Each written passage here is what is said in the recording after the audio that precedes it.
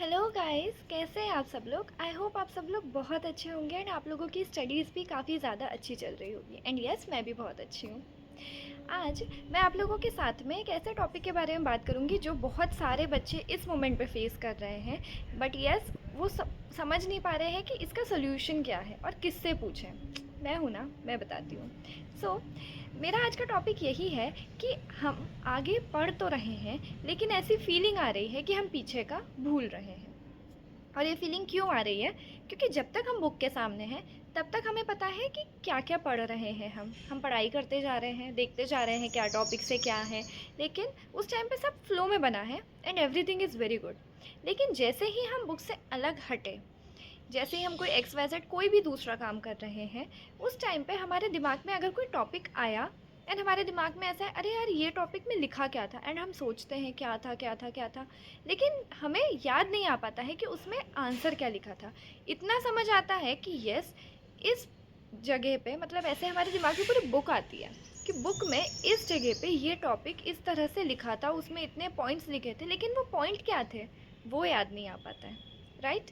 I hope बहुत सारे बच्चे ऐसे होंगे जिनके साथ में सेम प्रॉब्लम हो रही होगी, क्योंकि आपका तो पता नहीं, मेरे साथ तो होती थी।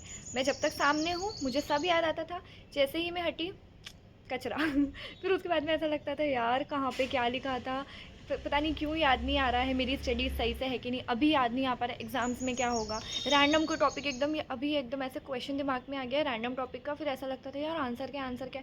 फिर मैं फटाफट बुक के सामने जाती थी पढ़ने के लिए, फिर देखती थी कि यार क्या है इसमें, फिर उस टाइम नॉर्मल हो जाता था, फिर कोई दूसरा टॉपिक याद आता था, फिर प्रॉब्लम होती थी।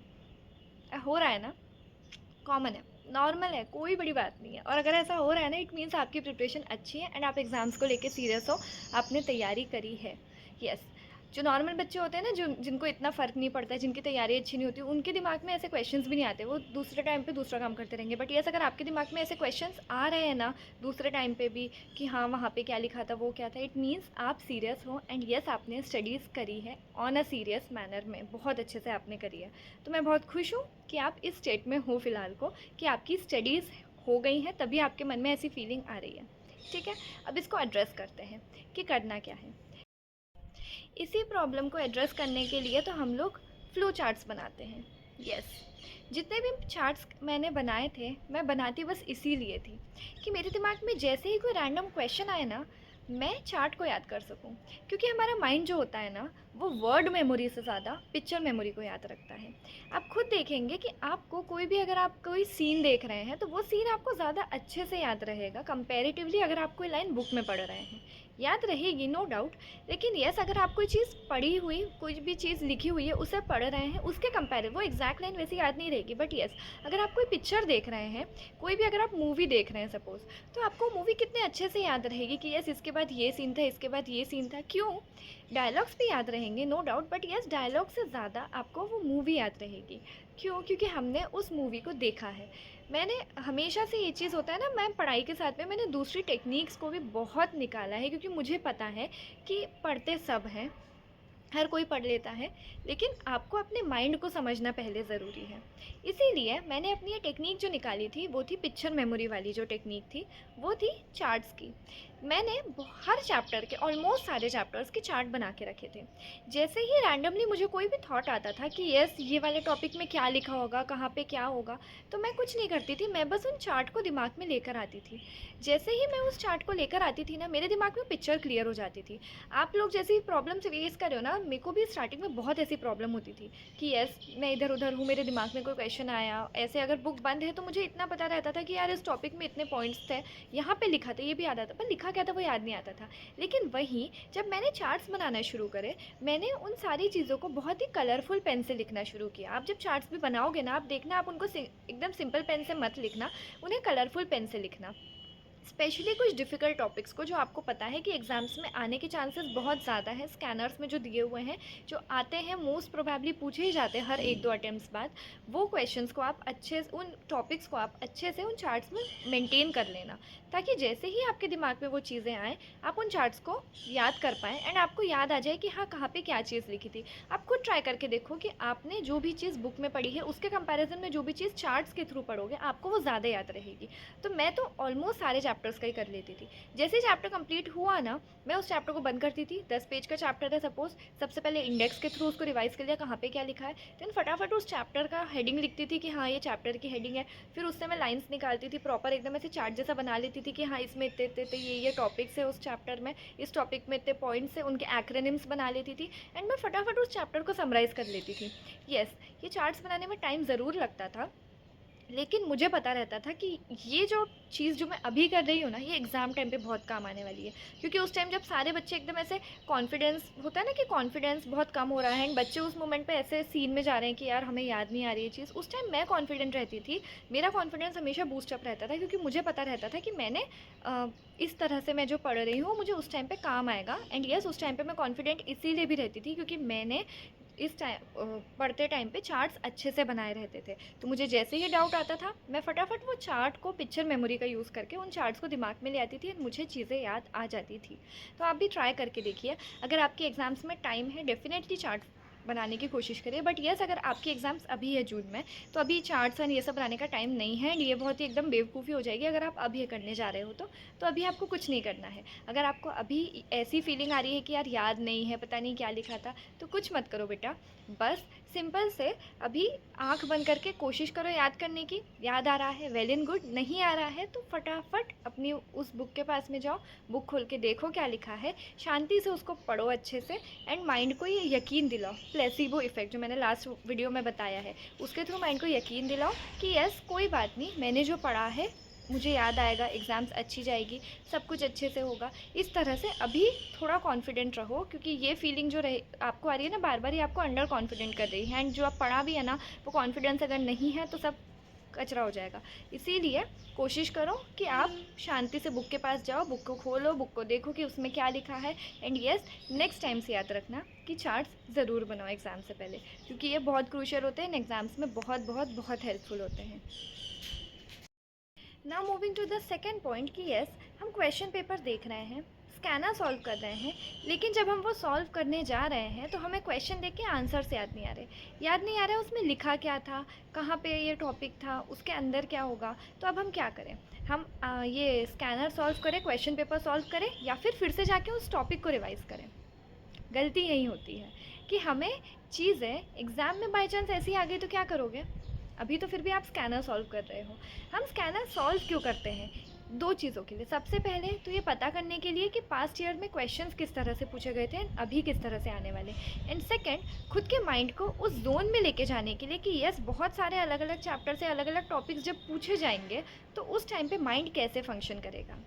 Practice makes a man perfect, बचपन से सुना होगा आपने, लेकिन हम लोग फॉलो नहीं करते। हमने ये चीज़ सुनी है कि यस, जितनी प्रैक्टिस करोगे उतना ज़्यादा परफेक्शन आप में आएगा। पर हम, ऐसा है ना कि अभी मन में फीलिंग आ रही है डर की, तो हम डर के कारण बुक साइड में, उसको स्कैनर को साइड में रख देंगे, बुक उठा के रिवाइज करने लग जाएंगे, भूल जाएंगे कि यार हमने ना स्कैनर सॉल्व कर रहे थे। आप लोगों को यही गलती नहीं करनी है, आपको स्कैनर सॉल्व करते रहनी है, इसी से आपका डर ख़त्म होगा।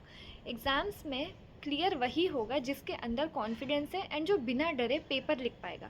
पेपर आप कैसे लिख पाओगे, जब आपने स्कैनर सॉल्व करी होगी। अभी अगर मन में ऐसी फीलिंग आ भी रही है कि यार भूल रहे हैं, कोई बात नहीं, भूलने दो, इट्स ओके।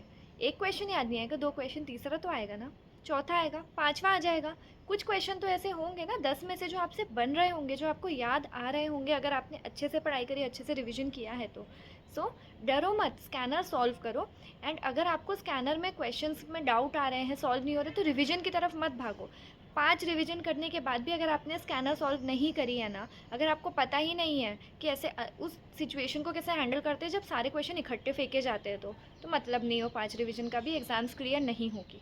स्कैनर ज़रूरी है, क्वेश्चन सॉल्विंग ज़रूरी है। मैं बार बार चिल्ला चिल्ला के इस चीज़ को इसलिए कह रही हूँ क्योंकि मैंने खुद फेस करी है, मैंने फ्लॉन्ट होके भी देखा है, क्योंकि मैंने अच्छे से रिवाइज़ नहीं किया था, रिवीजन किया भी था तो मैंने स्कैनर्स और ये सब सॉल्व नहीं किया था क्योंकि मेरे पास टाइम कम था। लेकिन बाद में टाइम कम होने के बाद भी मैंने स्कैनर सॉल्व करी। और कैसे करी, चैप्टर कंप्लीट हुआ, स्कैनर सॉल्व करी, चैप्टर कंप्लीट हुआ, स्कैनर सॉल्व करी, क्वेश्चन देखते गई। जैसे ही सिलेबस कंप्लीट हुआ, क्वेश्चन पेपर, मॉक टेस्ट दिया। जब मैंने ये चीज़ करी ना, तो भले ही रिवीजन 2 या 3 भी थे, लेकिन फिर भी क्वेश्चन पता थे कि आएंगे कैसे, एंड मेरे माइंड ने इतनी बार प्रैक्टिस कर ली थी ना उस डर को झेलने की, कि आखिरी में जब एग्ज़ाम में वो क्वेश्चन पेपर आया ना, तो मेरे लिए वो नॉर्मल था। क्योंकि मेरा माइंड उस डर को पहचानता था कि हाँ ठीक है, अगर इकट्ठे क्वेश्चन फेंके जाएंगे तो आंसर्स लिखना कैसे है, किस तरह से उस चीज़ को हैंडल करना है, वो ज़रूरी होता है। आप लोग भी ये गलती मत करो कि अगर क्वेश्चन के आंसर नहीं सॉल्व हो रहे हैं, समझ नहीं आ रहा है, तो आप बस बंद कर दिया एंड रिविजन करने पहुंच गए। प्लीज़ डोंट डू इट, ये गलती मत करो प्लीज़, आई रिक्वेस्ट यू। जैसे ही अगर आपको ऐसी फीलिंग आ रही है कि यार क्वेश्चन सॉल्व करते टाइम ऐसा लग रहा है कि रिवीजन अच्छे से नहीं हुआ है, शायद वो टॉपिक अच्छे से याद नहीं आ रहा, मार्क कर लो, लिख लो कहीं कॉर्नर में कि ये टॉपिक मुझे एक बार को फिर से पढ़ना है। फिर वापस दूसरा टॉपिक जो नहीं आ रहे हैं उन्हें लिखते जाओ कि ये टॉपिक मुझे एक बार जाके रिवाइज़ करने हैं।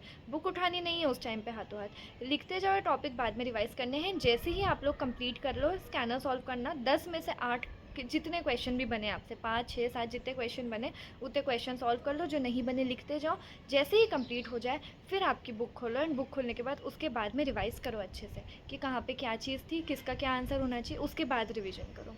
ओके, प्लीज़ ये गलती मत करो कि बंद करके फटाफट चले गए। स्कैनर ज़रूरी है, क्वेश्चन पेपर सॉल्व करना ज़रूरी है, आप लोगों को पता होना चाहिए कैसे क्वेश्चंस आएंगे एंड आपके माइंड को उस डर को झेलने की आदत होनी चाहिए, तभी आप अच्छे से कर पाओगे। जितनी प्रैक्टिस करोगे ना, जितनी बार प्रैक्टिस करोगे उतना ज़्यादा परफेक्ट आप बनोगे एंड यस एग्ज़ाम्स बहुत अच्छी जाएंगी। क्योंकि कहते हैं ना डर के आगे जीत है।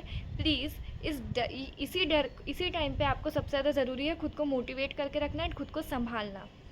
फ़र्क नहीं पड़ता है 3 4 5 महीने कितनी पढ़ाई करी आपने, फ़र्क बस ये पड़ता है कि आप खुद को अब से लेके एग्ज़ाम तक एंड एग्ज़ाम के वो 9 दिनों में किस तरह से खुद को संभाल रहे हो, खुद को पुश कर रहे हो एंड खुद को बार बार मोटिवेट करके कॉन्फिडेंट फील करवा रहे हो। जिस तरह से आप ये चीज़ हैंडल कर लोगे ना, देख लेना एग्ज़ाम्स बहुत अच्छी जाएंगी एंड डेफिनेटली आप पास होगे, आप CS बनोगे, एग्जामेशन आएगी, रैंक आएगी एंड एवरीथिंग यू वांट वो सब हो पाएगा। ओके, सो मेरी इस टिप को फॉलो करो एंड कॉन्फिडेंट रहो।